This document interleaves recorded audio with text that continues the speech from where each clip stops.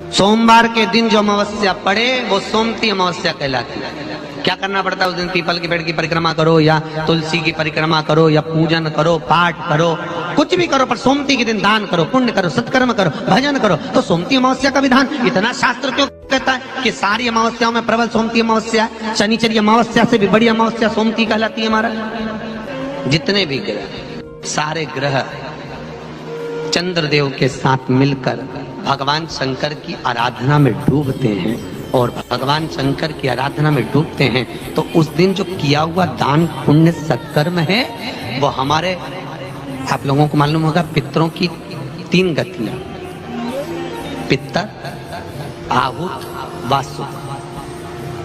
कितने? 3। गर्भ में जो चले गया आहुत है, कुमारी अवस्था में गया जिसकी शादी नहीं हुई, आहुत। पितर अधोगति में अचानक बहुत सारी तमन्ना थी, बहुत कुछ करना चाहता था और अचानक चले गया, मर गया, पितर गिनती है। जो एक्सीडेंट आदि, खांसी, सुसाइड, बस 3। शास्त्र कहता है सोमती अमावस्या के दिन ये तीनों आहुत, पितर, वासुक, जहां पर घर की कुल की माता पीपल की परिक्रमा करती है या तुलसी की परिक्रमा करती है या पूजन करती है या दान करती है सोमती अमावस्या के दिन, तो ये तीनों को उसका भाग प्राप्त हो जाता है, तीनों तर जाते हैं। फिर उनको पिंड की जरूरत नहीं पड़ती महाराज, उनको तर्पण की जरूरत नहीं पड़ती। इसलिए सोमती अमावस्या का क्रम हमारे हिंदू धर्म में ज्यादा वर्णित है। जितने आस्था चैनल पर कथा सुन रहे हो, जितने फेसबुक और यूट्यूब पर सुन रहे हो, बहुत सावधानी से सुनना। जब जीवन में कहीं समस्या खड़ी हो जाए, कहीं बहुत विकट समस्या है और कोई हल ना मिल रहा हो जाता है जीवन में, कोई घड़ी ऐसी आके खड़ी हो जाती है जहां पर हमको सोचने के लिए भी समय नहीं मिलता। तब सोमवार के दिन जो अमावस्या पड़े वो सोमती अमावस्या कहलाती है। मान लो कोई काम आपका अटक रहा है और वो काम नहीं हो रहा, मान लो वो काम नहीं हो रहा, बहुत दिनों से आप प्रयास कर रहे हो और काम अटका पड़ा हुआ है, तो प्रयास करना, जल के पात्र में थोड़ा सा शहद, गंगा जल उसमें डालकर, पात्र में जल लेकर उसमें थोड़ा सा शहद, गंगा जल डालकर भगवान शंकर को कुंदकेश्वर महादेव के नाम से, कौन से महादेव? कुंदकेश्वर कहते हैं। बहुत बांधाओं में जब व्यक्ति पड़ जाता है, बहुत बांधाओं में जब व्यक्ति चला जाता है, कुछ ना कुछ समस्याओं में जब व्यक्ति फंसा रहता है, पड़ा रहता है, तो कुंदकेश्वर महादेव का स्मरण करना चाहिए। पड़ने वाली सोमती अमावस्या को मत छोड़ना। निवेदन है, आप एक पात्र जल जिसमें पीला चंदन, पात्र के जल में एक कलश में जल लीजिएगा, उसमें पीला चंदन घोल लीजिए।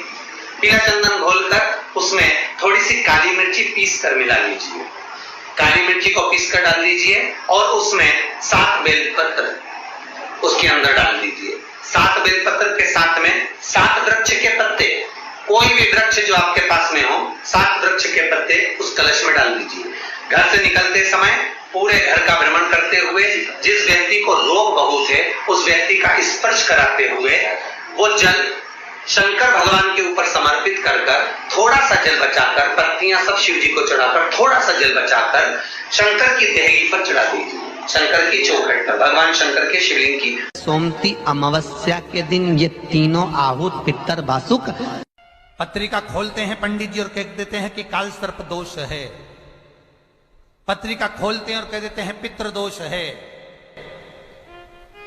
उनसे मेरा निवेदन है, जिसकी पत्रिका में काल सर्प दोष है, पितृ दोष है, उनसे निवेदन करूंगा, यदि काल सर्प दोष है और आप त्र्यंबकेश्वर जाकर पूजन नहीं करा सकते काल सर्प दोष, तो एक तांबे के कलश में शक्कर भर लो, उस पे चांदी के 2 नाग नागिन रख लो। रविवार के दिन सिर के पास में जिस घर में सोते हो, पलंग पर सोते हो, उस पलंग के थोड़ी सी दूर पर उस कलश को रख। सोमवार को स्नान करो, सुबह जल्दी उठकर दोनों नाग नागिन की पूजन करो, घर में किसी से ज्यादा बात ना करो, स्नान कर कर पूजन कर कर थोड़ा सा कटोरी में कच्चा दूध लेकर उस नाग नागिन पर चढ़ाकर पूजन कर कर सफेद फूल 2 चढ़ाकर उस कलश को ले जाओ और शंकर जी के शिवलिंग पर ऐसे अर्पण कर दो।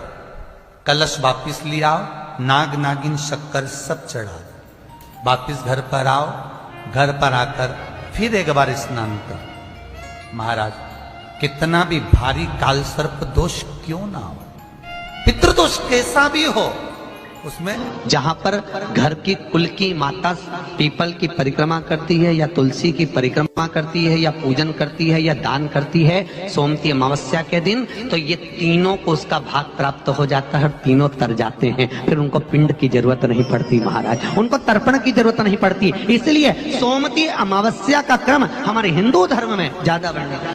सोमती अमावस्या के दिन आपको लगता है कि हमारे पूर्वजों का उद्धार नहीं हुआ, हमारे पूर्वजों का कल्याण नहीं हुआ, कहीं अधोगति में कोई चला गया है, उसका बस एक बार, रोज नहीं जरूरत है, प्रतिदिन जरूरत ही नहीं, महीने में एक बार अगर अमावस्या के दिन भी आपने चंदन के थोड़ा सा चंदन अगर मेरे देवाधिदेव महादेव को 7 स्थान पर समर्पित किया है।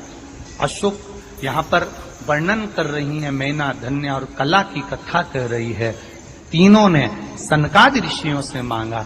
चंदन भगवान को अति प्रिय होता है और चंदन ही एक ऐसा होता है जो पितरों को भी प्रिय होता है, जिसका स्पर्श मात्र लगने से पूर्वजों का कल्याण हो जाता है। वो चंदन 7 स्थान शिवलिंग के बताए हैं, जहां पर भूल से भी अगर कोई चंदन की उंगलियां लगा देता है, 7 स्थान ऐसे हैं जहां चंदन की मात्र उंगलियां लगा देने से ही शिव पितृलोक के पितरों को मुक्ति प्रदान करके वैकुंठ लोक का निवास दे देते। 7 स्थान, और वो 7 स्थान जो चंदन के बताए गए हैं। पहला, भगवान देवाधिदेव महादेव के शिवलिंग पर चंदन का लेप। समझ लेना जरा बहुत अच्छे से।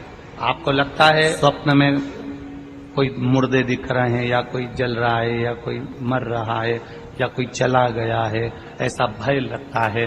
बच्चों को मानी भेजूंगी ऐसा हो जाएगा, पति को मानी भेजूंगी ऐसा हो जाएगा, कोई हमारे कोई गलत तो नहीं कर रहा है, आपको लगता है। 7 स्थान चंदन के बताएं। पहला शिवलिंग, दूसरा जहां गणेश जी का स्थान है, मालूम है ना सबको, जम के बोलो जरा, मालूम है ना सबको, जहां गणेश जी का स्थान है वहां अलग से गणेश जी बैठे, वहां नहीं। शिवलिंग में जलाधारी के ठीक सामने राइट में गणेश, लेफ्ट में कार्तिकेय, बीच में अशोक सुंदरी। तो पहला चंदन बाबा के शिवलिंग पर, दूसरा गणेश जी पर चंदन की उंगली, तीसरा षडानंद कार्तिकेय पर चंदन की उंगली, चौथा अशोक सुंदरी पर चंदन की उंगली, पांचवा जलाधारी पर चंदन की उंगली, छठा जो शिवलिंग का जल बह रहा है इसके ठीक विपरीत की ओर चंदन की उंगली, और 7वां चंदन नंदी के मस्तक के ऊपर जो 2 सींग लगे रहते हैं उस पर चंदन की उंगली। ये कब लगाई जाती है? या तो अमावस्या के दिन आपको लगता है कि हमारे पूर्वजों का उद्धार नहीं हुआ, हमारे पूर्वजों का कल्याण नहीं हुआ, कहीं अधोगति में कोई चला गया है, उसका बस एक बार, रोज नहीं जरूरत है, प्रतिदिन जरूरत ही, महीने में एक बार अगर अमावस्या के दिन भी आपने चंदन के थोड़ा सा चंदन अगर मेरे देवाधिदेव महादेव को 7 स्थान पर समर्पित किया है। अशोक यहाँ पर वर्णन कर रही है, मैना धन्य और कला की कथा कह रही है। तीनों ने सनकादि ऋषियों से मांगा।